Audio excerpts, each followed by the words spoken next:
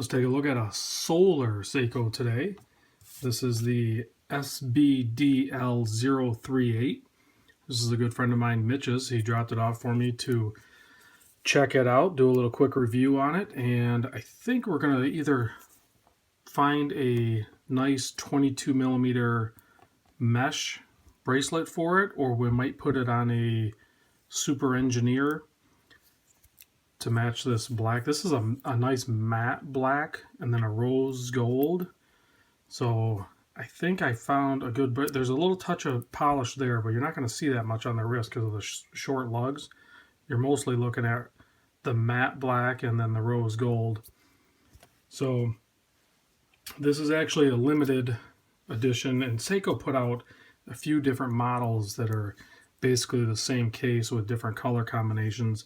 And most of the ones I seen were a limited edition, but you know, with 3,000, this is number 769 of 3,000.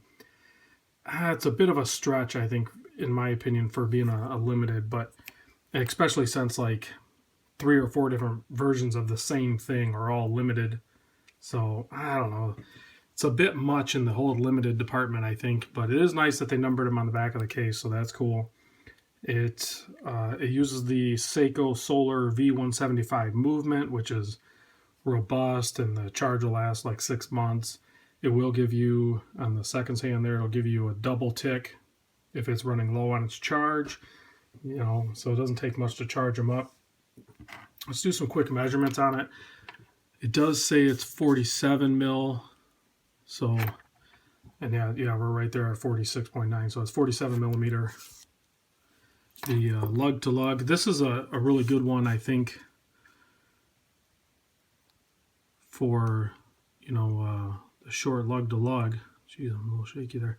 45.7. And then the thickness on it is about 14.5 mil.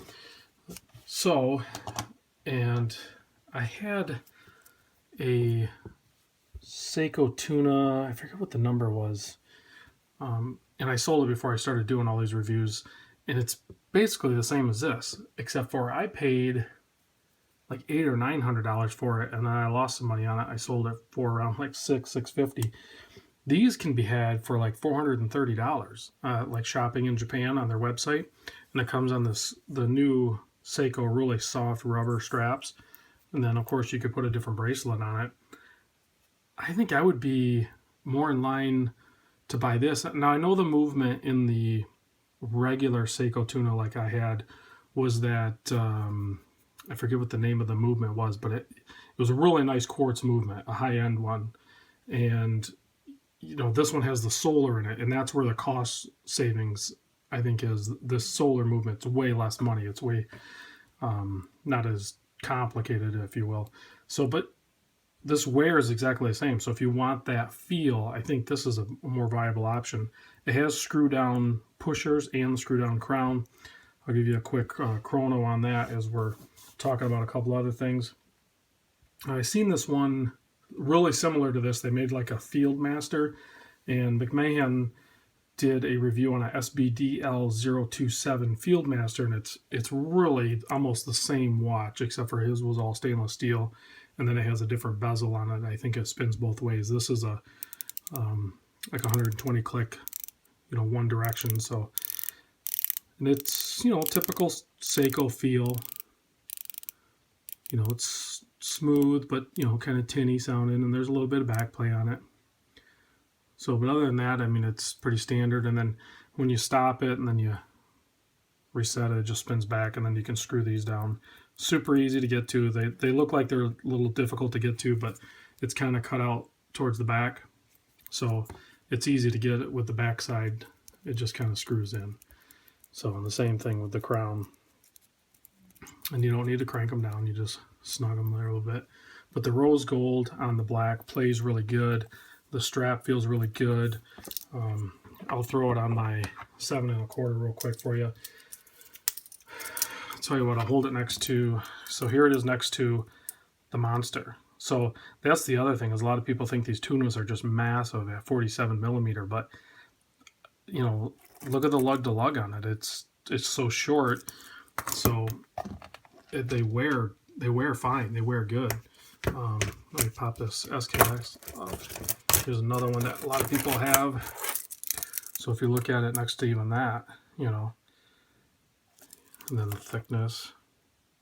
So it's kind of, you know, it's a little misleading when you see some of these measurements. They're really not that bad. You know, I don't know if you have like a 6-inch wrist, you know, it's going to feel kind of big on your wrist. But, you know, if you have a 7-inch wrist, you can easily pull one of these off. I don't know about going underneath the cuff really good, but, you know, when it's short sleeve season, this would definitely be a good option, these models. And even with these factory rubber straps, they really do feel good.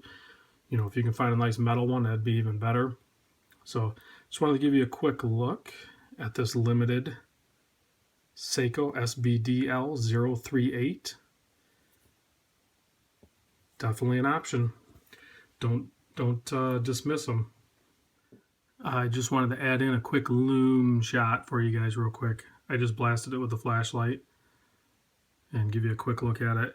They do actually have a little loom pip on the seconds hand there. You can see it moving off to the left. So that's kind of cool because it is technically a 200-meter dive watch, so it is nice to know the seconds on it as well. There's a quick loom shot.